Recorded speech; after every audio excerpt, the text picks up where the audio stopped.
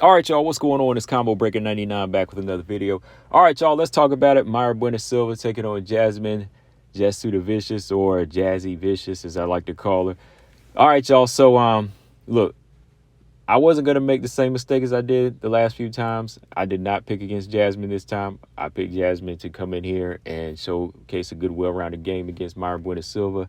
And she did that, man. I was just looking at like some of the improvements that she's been making, and as far as like the camps that she's been in, as far as her strength and conditioning, and just looking back at some of her most recent fights and her performances. She's kind of been more consistent as far as a fighter that's growing. So Jasmine, I got to give her a lot of credit with that. I always like to knock the little dirty tactics, but hey, hey, that's a part of the game. You just got to know how to fight fire with fire sometimes, right? But Mayra Bueno Silva, look, I know some people thought, okay, Mayra Bueno Silva's been fighting at a high level. She's done this before. She's been here and she's fought, and beat better people. But I still couldn't pick her for the very reason that she just has a very low fight IQ. And to me, she kind of fights the same. She really does fight the same. Outside of like her jiu-jitsu, I still can't really like depend on her striking to win these fights. I couldn't pick her in the Rocky fight, and I couldn't pick her in this fight. Her moving back down didn't really like excite me like that or make me think, oh, she's ready. I know she tried to make an excuse before this fight and said, oh, she had a rough weight cut for the Bueno fight, and she had to cut weight 2 times.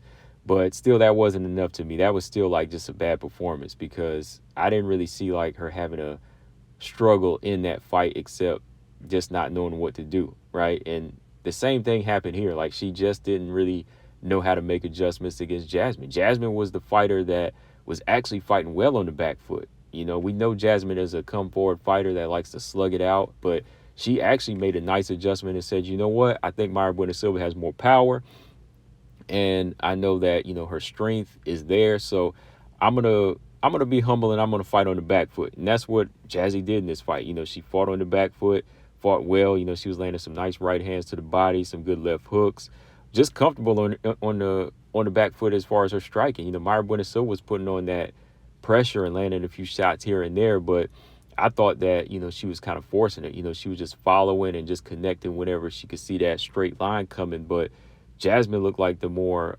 sharper striker here. And then when the fight went down to the ground, because Jasmine went in to shoot, Mayra Bueno Silva, she pulled guard and she tried to go in for that guillotine, which I was like, oh, that was kind of tight. But Jasmine, man, she's strong, man. She's strong. She knows how to counter grapple.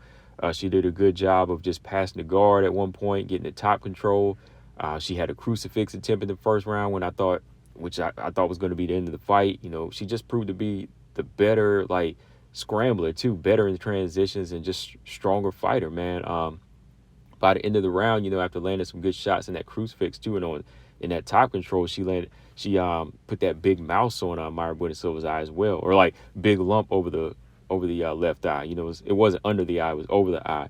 But the second round, Mayra Bueno Silva, I can see that she has the power, but she just doesn't have the IQ on how to cut the cage off, man. Like, she just continues to follow, and then when she closes range, then she'll like throw these combinations. Like, she was throwing a nice left hook to the body at one point, but again, like, she'll land these big shots every now and then. But Jasmine's chin is good, and Jasmine's just sharper on the back foot, landing low kicks, hard low kicks.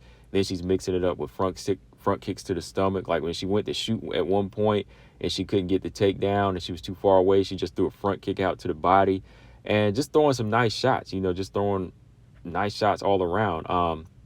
Silva, to me, I think she just started trying to find a way out. Like, at that one point when Jasmine, like, I believe clinched and I think kind of grabbed the hair, Mayra Bueno Silva stopped to try to complain.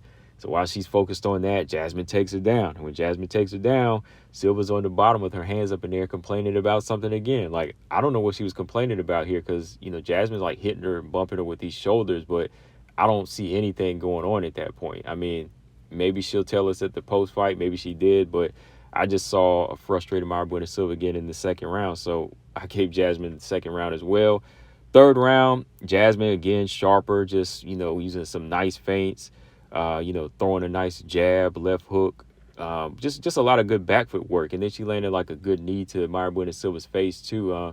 Mayra Bueno Silva did get in some nice shots. She landed a couple step-in elbows. Like I said, she did land, but her exchange, when she would win in exchange, it still wasn't enough to win like the judges over. I think Jasmine was just in full control of the fight and was on the back foot because she chose to be, not because she was running, because she was still like jabbing and front kicking, and then she would close out rounds with some good takedowns, and just prove to be the stronger fighter. And then at one point almost got a head and arm choke after passing the guard in this round when she got back to the ground with Mayra Bueno Silva. So yeah, I had a 30-27. I had Jasmine in full control of the fight.